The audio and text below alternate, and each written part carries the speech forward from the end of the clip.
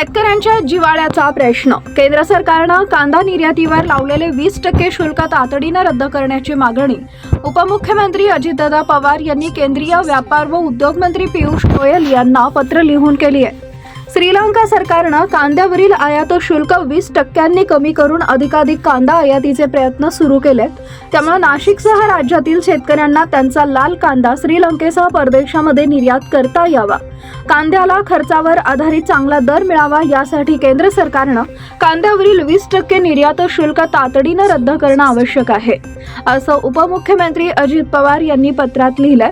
राज्यातील आमदार नितीन अर्जुन पवार, दिलीपराव बनकर, हिरामन खोसकर, सरोज अहिरे या लोकप्रतिनिधींनी अजितदादा यांना पत्र लिहून या प्रश्नी तातडीनं तोडगा काढण्याची मागणी केली होती. या लोकप्रतिनिधींच्या मागणीची दखल घेत अजितदादा यांनी गोयल यांना पत्र लिहून कांद्यावरील 20% निर्यात शुल्क तातडीनं रद्द करण्याची मागणी केली आहे. राज्यात विशेष करून नाशिक जिल्ह्यात कांदा उत्पादक शेतकऱ्यांची संख्या मोठी आहे. या शेतकऱ्यांकडून परदेशात मोठ्या प्रमाणावर कांदा निर्यात केला जातोय. आज मितीस उन्हाळी कांदा संपलेला असून नवीन लाल कांदा मोठ्या प्रमाणावर बाजारात विक्रीसाठी आलाय. राज्यातील शेतकऱ्यांनी नैसर्गिक संकटाशी लढत कांद्याचं उत्पादन घेतलेलं आहे. अवेळी पाऊस व बदलत्या हवामानानुसार त्यांच्या कांद्याचं मोठ्या प्रमाणावर नुकसान झालंय. उर्वरित चांगल्या कांद्यास खर्चावर आधारित चांगला भाव मिळणं गरजेचं असताना बाजारभावात दिवसेंदिवस घसरण होत आहे. सद्यस्थितीत राज्यातील लाल कांद्याला प्रति क्विंटल सरासरी 2400 रुपये अत्यल्प दर मिळत असून शेतकऱ्यांचं होणारं नुकसान मोठं आहे.